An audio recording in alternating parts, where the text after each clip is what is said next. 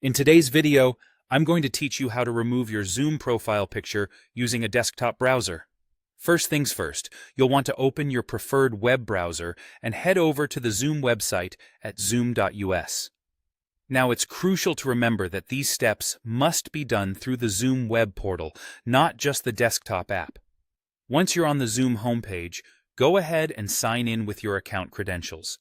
After successfully logging in, turn your attention to the left side navigation menu.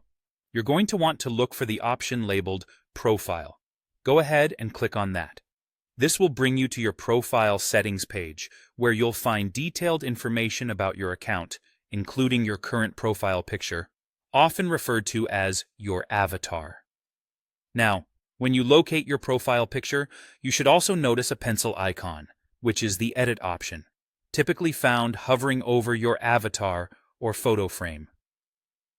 Click on this pencil icon to open the edit menu. A small menu will appear with a few options regarding your profile photo. Here, you'll want to carefully choose the option that says Delete or Remove. Depending on your browser or version of Zoom, you may see either term, but they accomplish the same task. If you're prompted to confirm your choice, go ahead and do so. It's a quick step and ensures you really want to go through with removing the picture. Once you've successfully deleted your profile photo, you'll find that it reverts back to the default setting, which typically displays your initials or takes on a default icon provided by Zoom.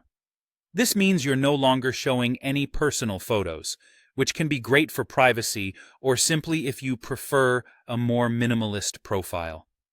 To ensure that this change is reflected not just in your web portal, but also in your Zoom desktop app and any upcoming meetings you're participating in, it's important to take an additional step. Sign out of your Zoom app on your desktop. This might seem like an unnecessary step, but it refreshes your profile across all platforms. After signing out, go ahead and sign back in. Alternatively, you can restart the app itself, which essentially performs the same action.